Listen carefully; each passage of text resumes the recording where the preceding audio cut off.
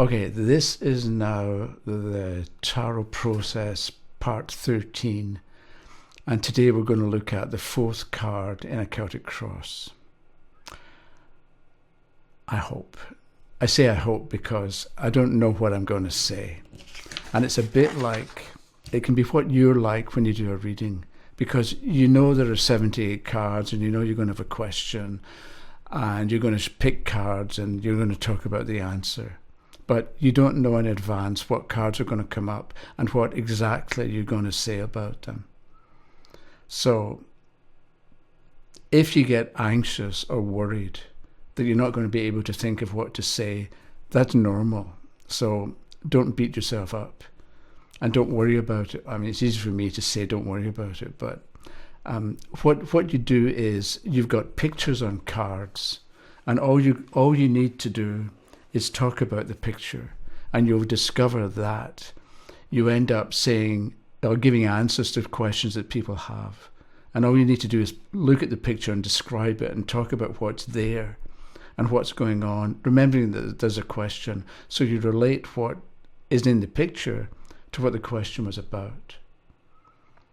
And so I had wondered earlier what I was going to talk about, and people are big on a card a day, pick a card a day and figure out what it means. That, as far as I'm concerned, is a total waste of time. All it does is you end up confirming what you already thought. Right? An example is the Three of Swords, which is supposed to mean heartache. So you go through the day and you notice when people are unhappy, and then you go home in the evening or you're in the evening, you look at the card and think, yes, the Three of Swords means unhappiness because today this and this and this and this happened.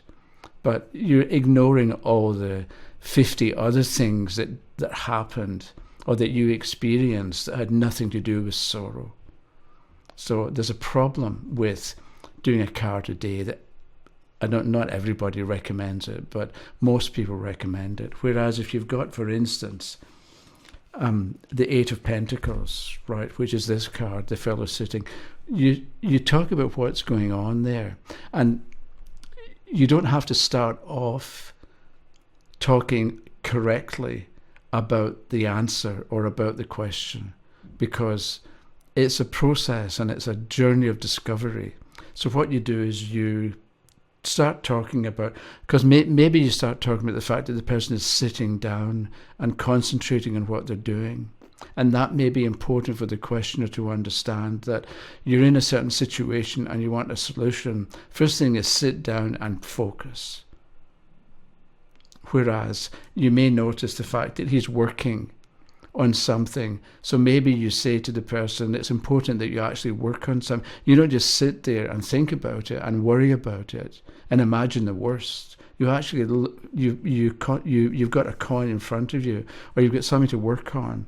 And so you take a little action, like one tap of the hammer, and then you take another little action, and you discover that over time, all the little actions end up or turn it into some major change. Or maybe you notice that there are how many coins on display. So you talk about the importance of, or the need to show what you've done. There's a book by Austin Kleon, Kleon, called Show Your Work. And I mention that only because we've got somebody showing their work. So it's a bit like if you're going for an interview, let's say, or you're in a difficult relationship with somebody, show your work. Point out what you do or what you've done or what you're bringing to the job or what you're bringing to the table, so to speak. And if you instead of thinking what does the card mean, it's more like what's the card about. So you start talking about the card. What else have we got here? We've got people in the distance, so the person's on his own. There's a city behind him with all sorts of people, but he's on his own. So maybe you talk about the importance of doing the work on your own and forget about what other people do or what other people have done. It's like if you compare yourself to, let's say you want to write a book, and you compare yourself to Stephen King.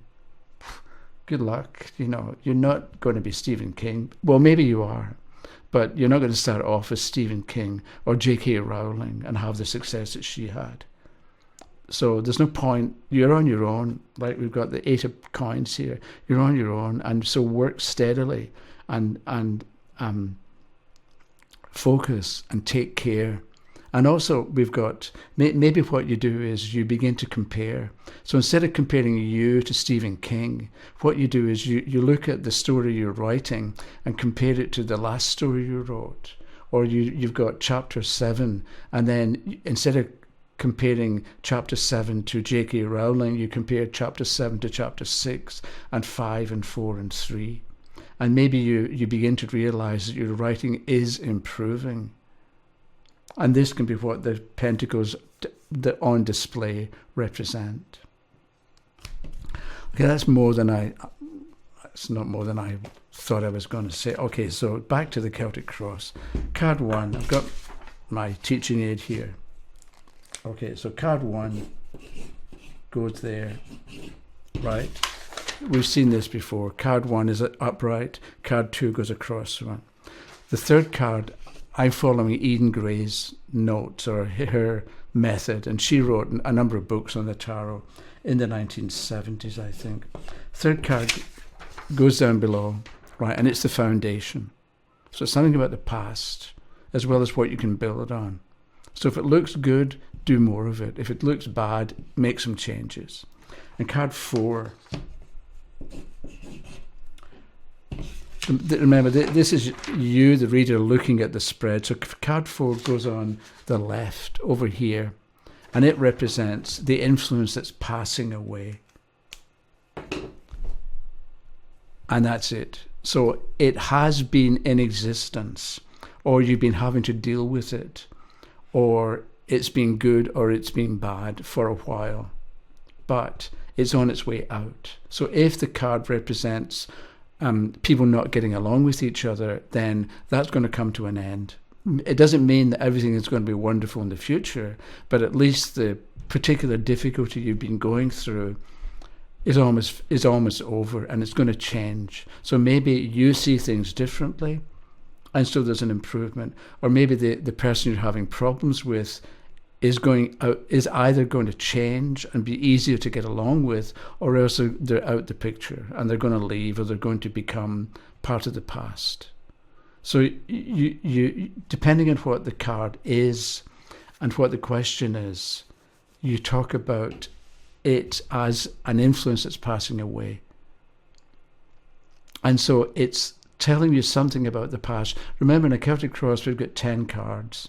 Some are about the future, some are about the present, and some are about the past. And by the time we get to the end, I'll put something together and discuss how you can give a quite sophisticated and complete picture of a past, present, and future using a Celtic Cross. It's not just about the final outcome, although it's easy to think that it is. So what we've got is the influence that's passing away in some way describes what's going on at the moment, because it's about to pass away, so it must be in existence. But it's also something about what has been developing, or what you've had to deal with, or what was, right? Because it has been around for a while, or for a certain amount of time, but it's on its way out. So that's one way of looking at this particular card on its own. And remember, we're turning each card individually. We're not starting off with knowing what the whole picture is, because you don't start off with all cards face up. That's just too much.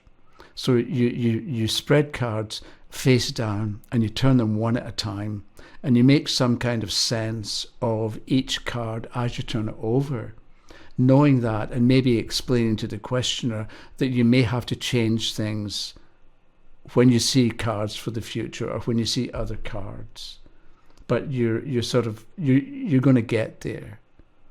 But you don't start off at the end. You start off now, and you move forward through the cards to get to a kind of conclusion or an end point. So the fourth card shows the influence that's passing away. And so it can be, let's say you've got the Sun card there, which shows optimism and confidence. That is passing away.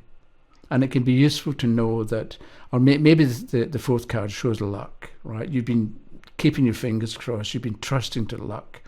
That's okay. It's worked so far, maybe, but don't depend on luck being there to bail you out if you need it in the future.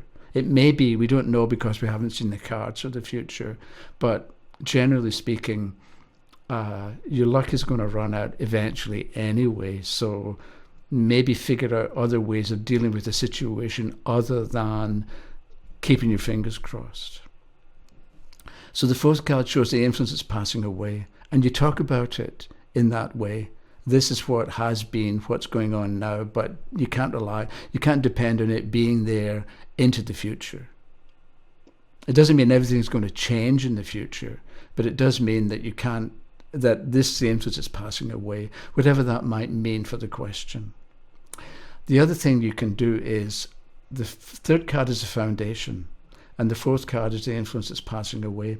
So in a way, or sometimes, the fourth card will show what you've done with the foundation, or done as a result of the foundation. So if you've got the world as the foundation and the Two of Swords passing away, you had a lot going for you, but you haven't done that much with it. Either because you just didn't do much with it, or maybe there were circumstances that prevented you taking full advantage of what the world represents and all the possibilities of it. Whereas if you've got, let's say, the Two of Swords reversed as the foundation, then you're weak, you're undecided, and maybe you lack the ability to cut through what's holding you back or what's getting you down. But if the world is the fourth card passing away, you can congratulate yourself because you've done a lot with very little. The Two of Swords reverse can indicate you haven't got much going for you, but with the world, you did a huge amount with it. And so that you had weaknesses, let's say, or difficulties, and you solved the problem, you overcame the weakness, you turned it into a strength, whatever makes sense for the question. So you compare the third and the fourth cards to get an idea of, has there been progress or has there not been progress? So if you've got a strong card as the foundation and a weak card passing away, then you haven't done much with what you had, which may or may not be a good thing, and it may or may not be something that the questioner feels guilty about. But you point out, I think, in a reading that this is we have to get the whole picture. Then you can beat yourself up if you have to, but you can't at this point be that upset about how you behaved, because there can be reasons why it had to happen that way, or reasons why it did happen that way. Okay, so I don't know how long I've been talking. I was going to, maybe I'll do one. Okay, so let's say we've got, for the foundation card, we've got the Two of Pentacles, right? So you've got some, and then for the influence that's passing away, we've got the Four of Cups, right? Upright. So we go from having to juggle, having more than one project on the go at the same time, or having to make the most of different areas of your life. Say you've got young children and a job, and you've got to look after an aged parent, right? It's because some people do. So you've got these different activities represented by the two coins, but it's upright, so you're managing it well. Now, what's passing away? This is, because it's passing away, we would say maybe you have been doing this, right? You have been doing it, so it's the past. It's been in existence. Okay, so you've been thinking about maybe what to do differently, because this cup in the air can represent something else or a different way of handling a situation. So maybe you've got to just make a decision, or you've been wondering about simplifying things, or how to incorporate something new into the situation, right? Because we've got somebody sitting, so you've been thinking about it, and you know what you have to deal with, the 3 cups in front of you because you can see them. But maybe you've been given the chance of doing something else, or something more, or something different, the 4th cup.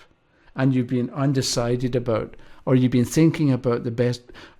I'm saying if the card had been upside down, you've been undecided about it. But the card is upright, so I'm thinking we'll give you the benefit of the doubt, and we'll say that you've been wondering about how to either should you incorporate the new thing, the 4th cup, or how do you incorporate the 4th cup into what you're already dealing with.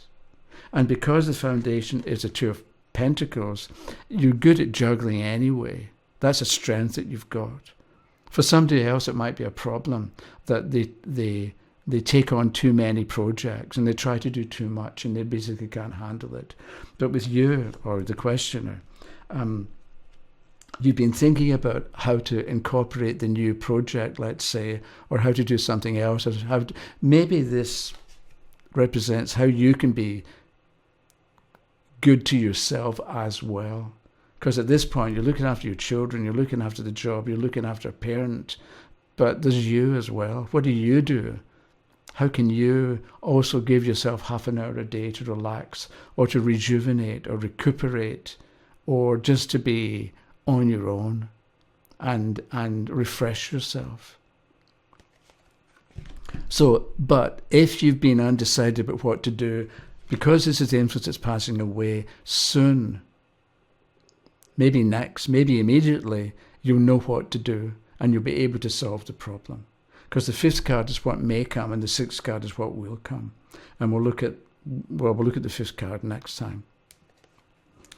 Okay, there you go. 4th card in the Celtic Cross. And I'll see you in a few days. Thank you for watching. I'm just looking at the screen here to see how the recording is going, but you don't need to know that. Okay, so goodbye. Bye-bye.